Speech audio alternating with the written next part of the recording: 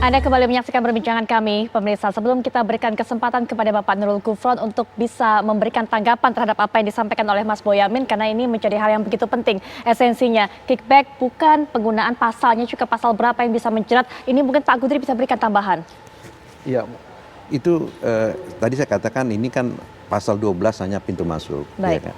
Nanti dalam pemeriksaan itu harus dikembangkan intention penunjukan itu apa, prosedur-prosedurnya apa, bagaimana, ya kan?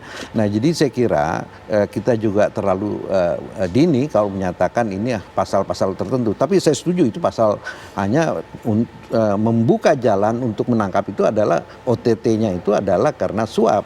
Tapi apa betul suapnya itu di belakangnya itu tidak ada melawan hukum? Tadi dikatakan bahwa misalnya penunjukan apa namanya pemenang tendernya itu apa sesuai dengan ini gitu kan, sesuai dengan prosedur atau bagaimana gitu kan. Nah, kalau misalnya diketemukan bahwa sebenarnya sudah ada pembicaraan atau kira-kira nanti pemenangnya itu kan sebenarnya udah intentionnya gitu loh. Ya, jadi saya kira sih nggak apa-apa kita sekarang menyatakan bahwa itu kita bilang suap, tapi itu kan baru awal dari ini. Kita mengharapkan, tadi saya katakan diharapkan supaya KPK itu melakukan pendalaman, pengembangan pasal ini, bukan pertama mengenai materi dan pelaku-pelakunya apa stop sampai di sini atau ini kan dalam saya katakan jumlahnya itu besar gitu. Ya, saya katakan. Dan biasanya kan penuntut umum dari KPK itu akan memuat tuntutan yang paling berat. Kita nggak bisa tiba-tiba dalam misalnya kasusnya ini hanya langsung pasal 12, tapi biasanya itu kan saya katakan bukan hanya berat, kumulatif itu. Apalagi ini saya katakan karena ini kan korupsi yang udah sudah extraordinary, korupsinya sudah extraordinary dan objeknya itu udah luar biasa. Ini kan dalam keadaan musibah. Dan kondisi seperti ini juga. Iya, dalam musibah ini. Jadi saya kira ini buat adalah shock terapi kepada siapa saja. Jangan sekali-sekali lagi melakukan korupsi lagi, apalagi yang menyangkut bantuan-bantuan sosial ini gitu loh. Jadi saya kira kita berharap KPK lebih mendalami. Ya, ini kan harapan dari publik seperti demikian. Baik, tadi sudah disampaikan apa yang menjadi esensi dari hal ini. Mungkin Pak Gufron bisa berikan tanggapan mengenai hal ini, mengenai bukan kickback, kemudian juga tadi diharapkan bisa penelusuran lebih lanjut. Apakah kemudian penunjukan dari pemenang tender ini sesuai prosedur? Silakan Pak Gufron. Terima kasih kepada semuanya bahwa berharap ingin lebih tinggi ancamannya dan juga mungkin kelibatan para pihaknya lebih luas. Tentu itu semua adalah komitmen KPK. KPK tidak akan kemudian ragu-ragu dan tidak akan setengah-tengah melakukan penegakan hukum. Untuk itu sekali lagi mohon kami diberi kesempatan untuk kemudian menggalang bukti-bukti tersebut. Tapi juga mohon dipahami kalau sekiranya itu tidak firm, tidak menguatkan pembuktiannya, kami pun tidak akan kemudian mencoba-coba pasal-pasal yang berat tetapi pembuktiannya ternyata tidak menguatkan. Itu yang mohon dipahami. Perlu saya jelaskan kepada Mas Boyamin ya, pasal 2, pasal 3 itu adalah esensinya adalah pelindungan kepada keuangan negara. Kalau pada saat penganggaran dan kemudian penunjukan langsung dalam pengadaan barang dan jasa ini melanggar peraturan perundang-undangan yang secara formil, misalnya saya menunjuk perusahaannya Boyamin. Pak Boyamin ternyata tidak memiliki kapabilitas, tidak memiliki pengalaman. Itu artinya di situ baru kemudian kalau saya tunjuk karena tidak memenuhi syarat, itu ada melawan hukum.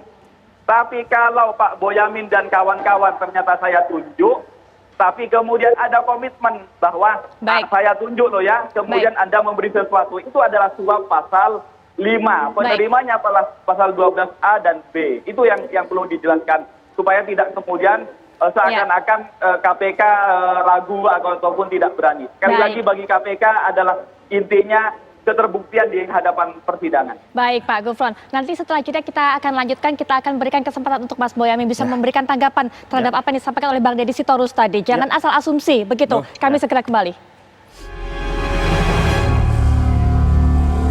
Baik pemirsa, langsung saja kita berikan kesempatan kali ini untuk bisa Mas Boyamin memberikan tanggapan apa disampaikan oleh Bang Deddy Sitorus tadi. Jangan asal asumsi begitu Mas Boyamin. Ya, setahu saya itu melakukan kegiatan pengabdian kepada negara yang tidak dibayar siapapun, itu berusaha dengan fakta, dengan bukti. Kasus Joko Chandra lah, kasus Benur kemarin saya sejak Mei teriak-teriak ada monopoli di situ. Dan juga kemudian ini tadi juga ada bukti, saya tunjukkan bagaimana harga yang terbentuk di lapangan, kan gitu kan. Jadi ini salah satu saya tidak berdasarkan intuisi atau berdasarkan hal-hal yang tidak logis lah kira-kira kan gitu. Saya bantah itu. Kedua, saya mencintai KPK dengan segala cinta yang ada. Jadi justru kalau pacar saya atau istri saya itu berbuat salah, pasti saya jewer, bukan saya diamkan. Dan KPK sejak awal bagaimana saya lapor Dewan Pengawas itu terkait dengan helikopter, terkait dengan gagalnya OTT di UNJ segala macam, dan dibawa ke Dewan Pengawas. Dan mudah-mudahan itu bentuk cinta saya, dan waktu itu saya juga ngomong ke Pak Firly di depan Dewan Pengawas, ini cinta saya kepada Pak Firly.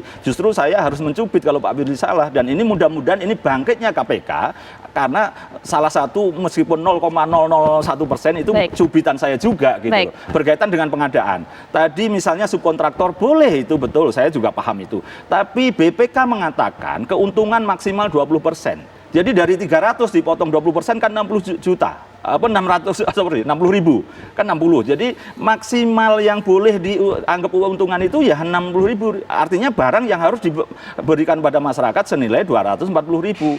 Kan gitu kan, bukan di bawah 200. Baik. Gitu loh. Jadi itu yang saya harus buktikan pada Pak Deddy, bahwa Baik. saya menyampaikan apa yang mestinya saya sampaikan itu adalah fakta, bukti, dan bukan intuisi. Baik, terakhir kita berikan kesempatan Bang Deddy, silakan Bang Deddy Sitorus. Ya, saya ingin mengatakan bahwa kita biarkan KPK bekerja. PDI Perjuangan komit untuk mengungkap kasus ini sedalam-dalamnya.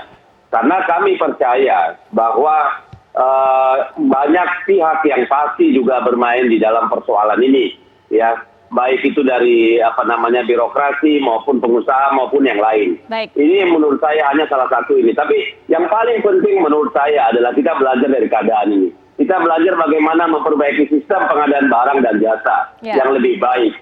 Kita belajar bagaimana melahirkan pemimpin-pemimpin politik, karena tidak hanya menteri, kepala daerah, supaya berbiaya murah. Dan yang terakhir saya mau sampaikan, bahwa pengalaman negara-negara di dunia ini yang hampir zero corruption itu adalah negara-negara yang tidak menerapkan hukuman mati. Bukan saya menolak hukuman mati, terserah undang-undangnya. Tetapi kalau kita belajar dari situ, bukan itu yang menjadi jaminan bahwa tidak akan ada korupsi di masa yang akan datang. Terima kasih. Pak Deddy mau kan dihukum berat, paling tidak seumur hidup gitu, setuju kan?